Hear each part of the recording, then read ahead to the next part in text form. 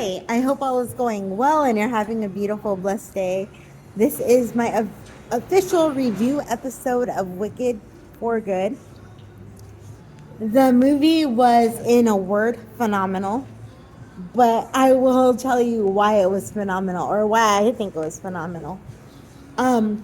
First of all, I loved how the movie kept in line with the stage production of the show.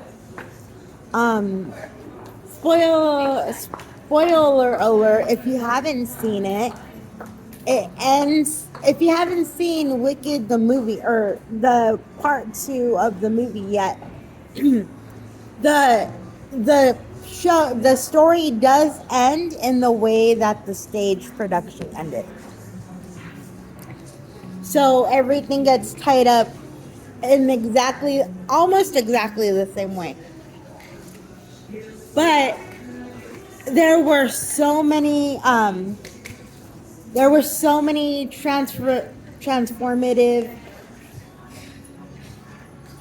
I'm losing my words here. There were so many transformative moments in the story. For one, we got the proper representation that we wanted and that we needed. And Marissa, thank you so much for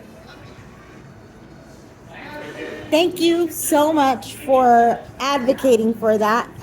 And like I said, I'm sorry I'm talking really slow, but I'm really just trying to grasp the right words to say to describe this. And I want to keep going. I don't want to turn my camera off, but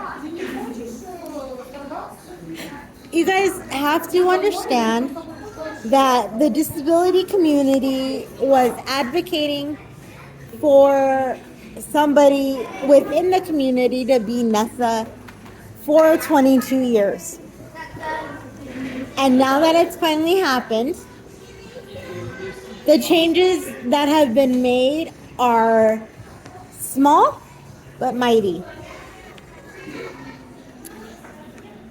And you guys, one thing you have to take away from this and you have to understand is that language changes everything. It affects everything from the way you talk to yourself to the way you talk to other people to the way you talk about other people. And for so long, the disability community was being othered and being seen as somebody who needed to be fixed. But like I said, language changes everything. And the point where it changed everything was when Nessa wanted her sister's help.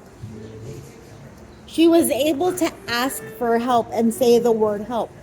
And nowhere in the script was the word rescue.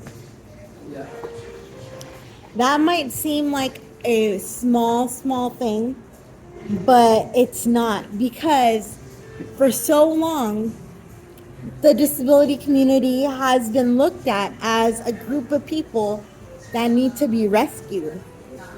And we don't. We just need help once in a while. And that's okay. And the thing about that as well that struck me was that there was an exchange between Elphaba and Nessa in the governor's mansion when she goes and visits her, and Elphaba says something to the effect of, "You've never asked for my help before." And Nessa says, "Well, I'm asking for it now." So what does that say to the masses? That says that it is okay for us and for anybody to have times that we are completely independent, but it is also not shameful to ask for help.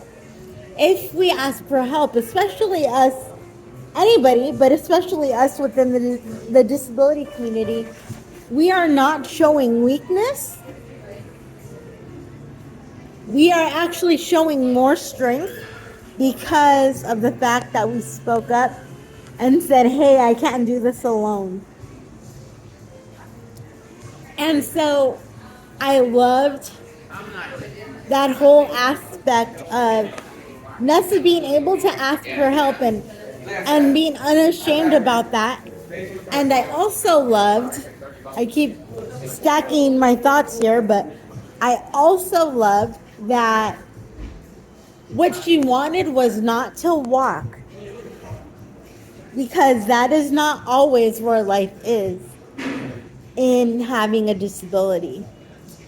Having a disability means that you choose the thing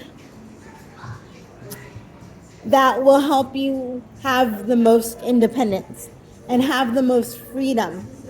And it is often said within our community that our disabilities are our freedom, or our equipment is our freedom, because without it we wouldn't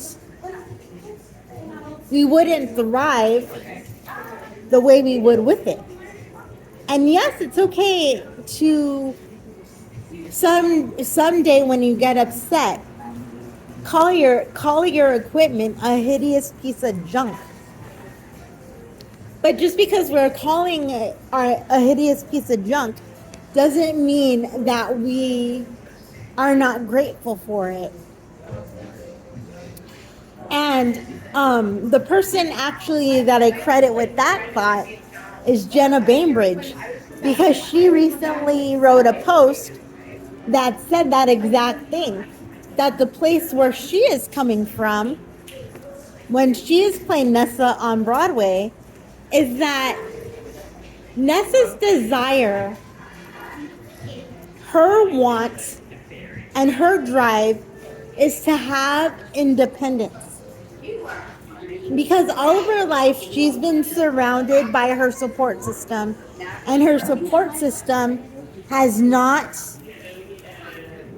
seen that they can let her go and be herself and flourish for herself. And she wants that. So Jenna Bainbridge challenged me, not one-on-one, but through hearing her speak, to look at that speech in that way. It's not that we hate where we're at. It's just that we want the chance to be given a little bit more freedom. And sometimes freedom comes by being by yourself.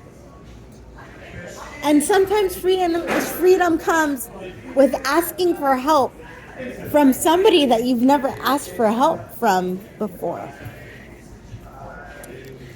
So, you guys, I loved this movie, and I hope that this is only the jumping off point, the catalyst to more disability representation. And as you guys know, I have a dream of casting a fully rolling version of Wicked. And I really believe that if we band together and get the right team together, that we could pull this off. Or that somebody else on Broadway could pull this off. But I have to be honest, I have a dream of being part of it as well. So I hope that someday that comes. But as you guys can see, I got a little bit tongue-tied, so this is going to be shorter than I thought it was, because it's not, because it is straight from the heart, and it's not fully written down and thought out, but I just needed to get my thoughts out and just say how grateful that I was and that I am to see so much authentic representation on stage and on the screen. And we need to keep this going. This movie awoken my advocacy heart even more. And one of the last things I want to say before I leave you guys is that I believe wholeheartedly that Wicked not only has one advocacy anthem in Defying Gravity, but that they have two now, because if you closely listen to the words of No Place Like Home, that is an advocacy anthem as well. So I will talk to you guys later. I love you.